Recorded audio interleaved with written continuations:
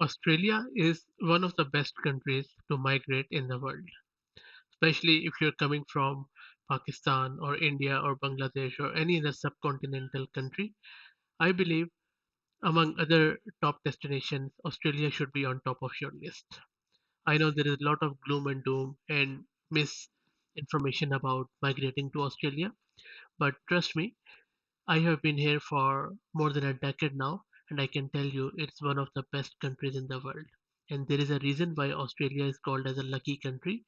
And besides of the fact that there are a lot of processes and hurdles you need to overcome in order to migrate here, but still it can be done, and you should try it out if you are honest about it.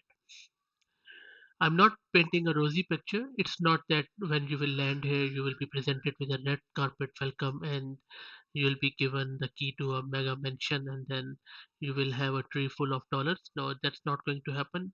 You have to come here, you have to adjust to Australian culture, you have to adapt, and then you have to work hard to get anywhere. But as long as you are willing to work hard, as long as you are willing to adapt to Australian culture, as long as you are willing to make sure that you give your best effort, and then um, the process is very fair, very honest. If you work hard, you will get somewhere. Everyone does, but don't expect that some miracle would happen overnight and you will be an instant success. That's not going to happen. Now, having said that, in this video, I'm going to give you some pointers as how you can become a cloud engineer and AI engineer or similar ID um, professional if you are still in India or Pakistan and you want to migrate here. You will find a lot of resources on the web, especially from Australian Immigration Department, with the step-by-step instructions. So I'm not going to go into that. I will do another video around it where I will list down the steps as what you need to do. The focus of this video is more on the side that what skill set you need to have, what you should expect, what hurdles you might face when you will be migrating to Australia. Also, before you start your journey of migration, you need to get few things straight. You need to have a crystal clear outlook about Australia because depends very much on your general outlook towards life as well. If you're a person who enjoys being in the comfort zone, don't want to have anything unpredictable in life, and live the life every day the same way you have been leading for the last various years, or if your sole purpose to migrate to a different country is to save money and return back without assimilating in the local culture, then I would suggest you not even think about migrating to Australia or anywhere else. Then stay where you are. Because if you're enjoying your life, if you want a status quo, and you don't want to mingle with the local culture, then there is no point. You will not only do a lot of disservice to you and your family, but also you will be wasting the resources of your host country. But if you want to have new experiences in life, travel to exotic locations with so that you could enjoy life, willing to experience a different culture and learn from it and adapt to a totally different lifestyle, then yes, you will love Australia. Also, I want to stress it that it is getting tougher to get the visa nowadays, but still you can obtain it if you meet the criteria and you have the points. Okay. Now, having said that, there are a few things you need to keep in perspective from the job perspective. When Um, whenever I talk with some Indian or Pakistani who are still offshore, which means that they are still in India or Pakistan, then their first question is that can I find a job in Australia from India or Pakistan? The answer is yes, but it's not that common. There are a lot of reasons here because, well, like it or not, the reputation of the subcontinental countries like India, Pakistan, Sri Lanka, Bangladesh is not that great. And Rightly so, because there are a lot of scams, there are a lot of lies which are spoken in terms of official documentation. So Australian companies tend to not to hire directly from resources. But yes, if you're working in a multinational like TCS, Infosys, and a lot of other small and large Indian and Pakistani companies, then yes, through them you can get a job easily. But still, it depends on your company based in India and Pakistan to send you to Australia or not. So in some cases it happens, and in some cases it's not. But I find that this is one of the quickest way to come to Australia if you want to come through a job. So you need to build your contacts within your company. I know there's a lot of politics involved, but that is what it is. And once you come to Australia through a company on the work visa, then you can build your contacts and network here. And then after a couple of years, maybe apply for a PR, brush up your English, because English is the key here.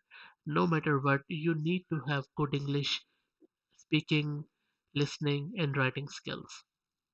I have found it again and again that many people who come from Pakistan and India, and especially from India, I would say, that their accent is a huge problem. Within the IT sector, when all of your customers are mostly local, uh, that I mean from Australia, then it is absolutely critical that you speak good English. I'm not saying that you speak fluent English or in the Australian or British accent. No, what I'm saying is that you should speak it slowly, clearly, so that the other party would be able to understand you. If you're speaking broken English, you're missing words, your grammar is horrendous, you don't know what you're saying, and then you are just clucking and clacking, then it will be hard. The Indian accent, especially, can be difficult to understand for Australians, depending on which part of India you're from. Sometimes people from Pakistan and India they speak way too fast or way too slow. So and you can tell that they are not really comfortable in the spoken English. So this is very difficult to follow and understand, and can be very off-putting in an interview too, especially if you are giving an interview from India or Pakistan on Zoom or Skype, and then you are not really speaking clearly, then it will be very off-putting, and I have seen companies just terminating the interviews halfway. Okay, second thing you need to make sure is that your skill set should be exceptional, because if you, for example, know something about cloud, and if Australian companies can find a similar resource here in Sydney or Melbourne or any other place in Australia, they would prefer the Australian resource. I have seen this happening even if you are in Australia, and if they would find anyone with a local experience, they would give preference to the local experience. Yes, that's a harsh reality. So what you can do, you can be sure that you are on top of your game. So, for example, if you are a cloud engineer, you need to make sure that not only you have depth in your skills, but you also have breadth. You not only know everything about cloud engineering, you also know about a lot of other things which will increase your value. So make sure that you have your niche and you add extra value. Okay. Now another thing which I know would be bit offensive to some people, but I have seen that not most, I would say, maybe some of Indians and Pakistanis and Sri Lankans, Bangladeshis, they lie on their CV. They claim that they know everything, but when you interview them, they don't even know 25% of it. Or, for example, if they would say that, okay, they know this skill inside out, and when you probe a little further, they will just fall apart. I think nothing really is more off-putting than talking to a person who doesn't have integrity. Integrity is a key in Australia. One thing I would tell you about Australian is that an overwhelming majority of Australians, they are very, very integral people. They don't compromise on integrity. They would say it on your face. They won't really lie, and they won't tolerate the lies. So if you don't know something, if you are not something, then don't lie, because you will be exposed immediately, and then you would have no chance at all. Especially if you're applying for a work visa, please never lie on it, even if it means that you won't get it, because they will catch you. And if they catch the lies on your visa application, they will reject it and blacklist you. So please don't compromise it. Okay, another thing which I have found out is that people just put uh, from subcontinent, of course, they put in like 20 or 30 certifications on their CV, and they would just a mumbo jumbo of certifications.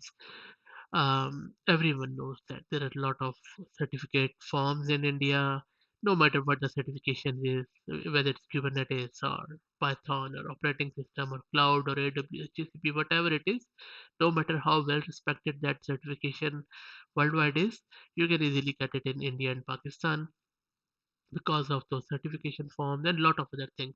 We all know about it. So please don't try to impress the companies and the interviewer and recruiters through your certification. Focus more on knowing stuff and knowing it by doing it, and then you should be fine. Don't rely on certification to get a job. That's not gonna happen.